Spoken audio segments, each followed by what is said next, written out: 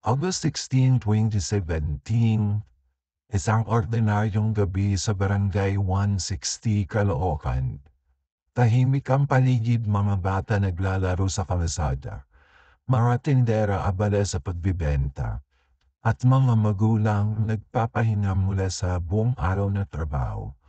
Pero sa loob ng ilang minuto lang, ang katahimikan iyon ay mapapalitan ng iyakan, putukan at sigawan. Isang binatilyo ang ihahatid sa huling hantungan, hindi dahil sa sakit, hindi dahil sa aksidente, kundi dahil sa bala. Naririnig mo ba yun? Isang bulong, isang sigaw, na kinulong sa katahimikan. Dito sa Bulong Diaries, ang bawat kwento ay hindi basta kwento lang. Ito ay mga totoong pangyayari. Madilim, nakakakilabot at minsan, masyadong totoo para hindi mo paniwalaan. Ako, si Bulong, at sa channel na to, sabay nating babalikan ang mga krimen na yumanik sa bayan. Mga kwentong mababalaghan na hindi mo basta maririnig. At mga misteryong hindi pa rin maipaliwanag hanggang ngayon. Ito ang mga kwentong matagal nang ibinulong sa takot, sa hiya, sa kagustuhang makalimot. Pero ngayon maririnig na sila muli. Dito sa Bulong Diaries. Mula sa mga kilalang true crime cases hanggang sa mga urban legends, haunted places, lost files, at mga kwentong pinilit, ilibing sa katahimikan. Tayo ang magiging boses ng mga biktima. Tayo ang magsasabi ng totoo kahit gaano pa ito karahas, kakilabot, o kabaliw. Kung ikaw ay mahilig sa creepy na kwento, interesado sa misteryo, o gusto mong marinig ang mga kwento ng mga boses na matagal nang nananahimik, subscribe ka na dahil sa bawat episode may bagong sekreto tayong ilalahan. At sa bawat bulong, may kwento kang di mo malilimutan. Welcome to Bulong Diaries. Makinig ka, pero huwag kang lilingon. August 16, 2017, isang ordinaryong gabi sa Barangay 160, Caloocan. Tahimik ang paligid, mga bata naglalaro sa kalsada, mga tendera abala sa pagbibenta, at mga magulang nagpapahinga mula sa buong araw ng trabaho. Pero sa loob ng ilang minuto lang, ang katahimikan iyon ay mapapalitan ng iyakan, putukan at sigawan. Isang binatilyo ang ihatid sa huling hantungan, hindi dahil sa sakit, hindi dahil sa aksidente, kundi dahil sa bala. Si Kian Lloyd de los Santos, 17 anyos, isang grade 11 student, masayahin, tahimik at may pangarap maging pulis. Oo, pulis, ironic dahil mga pulis rin ang kukuha ng kanyang buhay.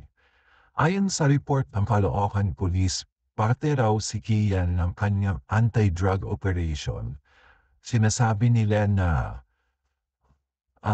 nang damputin siya, pumalag raw, tumakbo at nagpaputok pa.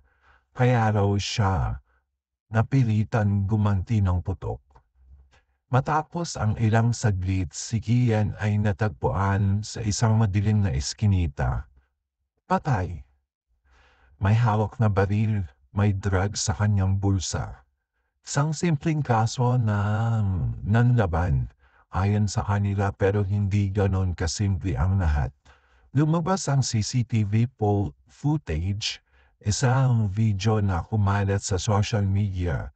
Doon makikita si Kian hawak-hawak ng dalawang lalaki. Nakayuko, tila pinipilit, wala siyang baril, wala siyang lakas lumaban. Isa siyang estudyante na mukhang takot na takot. At higit sa lahat, buhay pa siya sa footage kasama ang mga pulis. Ayon sa mga testigo, dinampot si Kian mula sa tindahan ng kanyang pamilya. Pilit siyang isinakay sa motor, May narinig pang nagsabi, "Sir, may exam pa ako bukas." Huling salita ni Kian kasunod noon may putok ng baril. 3 beses hindi siya nanlaban, hindi siya tumakbo, inilayo siya, pinatay siya. Ang mga kapitbahay galit, ang kanyang mga guro nagulat, ang kanyang pamilya wasak. Lalong-lalo na ang kanyang ama na hindi makapaniwala na ang anak na masipag mag-aral ay pinalabas na adik. Paano nga nangyari ito? Ang kaso ni Kian ay naging simbolo ng madugong kampanya kontra droga ng Administrasyong Duterte. Libo-libo ang pinatay sa mga operasyon, pero karamihan sa kanila mahihirap.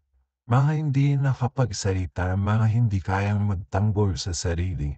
Hanggang sa dumating si Kian, isang minor de edad, estudyante, walang kaso, walang record, isang inosente. Bumuhos ang galit ng publiko, nagkaroon ng mga kilos protesta sa paaralan, simbahan, lansangan. Pati ilang artista at politiko na nanawagan ng hustisya. Justice for Kian ang naging sigaw ng bayan. At sa unang pagkakataon tila naalarma ang pamahalaan. Sinimula ng investigation, inilabas ang forensic report, lumabas na binaril si Kian habang nakaluhod, execution style. Hindi siya nanlaban, hindi siya nakipag-barilan. At ang mga pulis na sangkot na identify, pinangalanan at kinilala. 3 pulis ang kinasuhan at noong 2018 nahatulan sila ng reklusyon perpetua o habang buhay na pagkakakulong. Isa ito sa bihirang pagkakataon na may nakasuhan sa ilalim ng war on drugs. Pero para sa pamilya ni Kian, hindi sapat ang hustisya. Wala na ang anak nila, wala na ang batang pangarap lang ay maging pulis para makatulong sa bayan. Sabi ng kanyang ama, "Pinatay ninyo si Kian pero pinatay ninyo ang puso namin." Maraming tanong ang lumutang. Ilan sa mga napatay sa operasyon ay gaya ni Kian? Ilan pa ang nanlaban daw pero wala namang armas? Ilan pa ang binuhay ng media pero agad na kinilimutan? Hanggang ngayon hindi makakalimutan ang pangalan ni Kian. Sa bawat rally, sa bawat panawagan ng hustisya, sa bawat sigaw ng "Stop the Killings", nariyan ang kanyang muka, ang batang may pangarap, ang batang pinaslang. Ang kanyang kaso ay hindi lang simple krimen. Ito ay salamin ng sistemang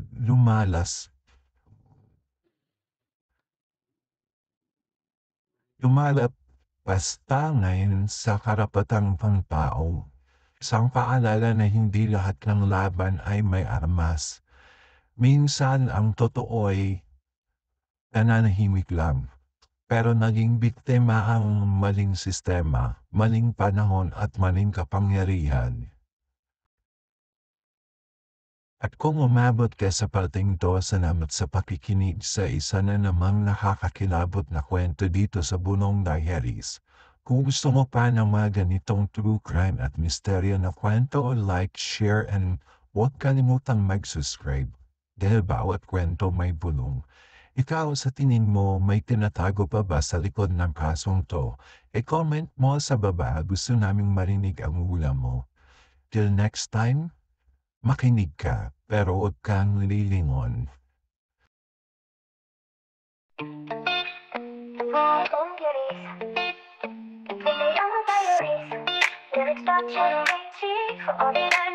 Sa dilim ng gabi, may tinig na mahina.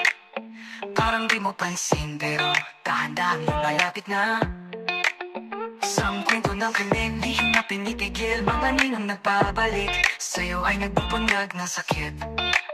Huwag kang lilingon, baka may nakatingin. Ang bawat hakbang mo'y sinusundan sa dilim. Bulong sa hangin, sa itong babala.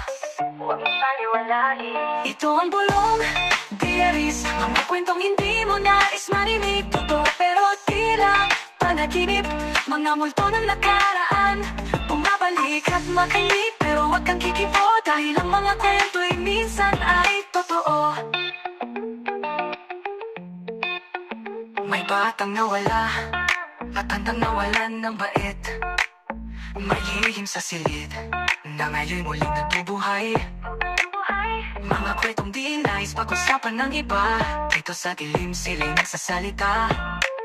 Huwag kang lilingon, baka may nakatingin.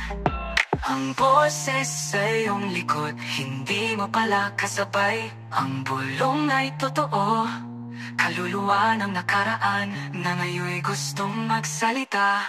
Ito ang bulong diaries, mga kwentong hindi mo nais marinig. Totoo pero tila panaginip, mga multo ng nakaraan.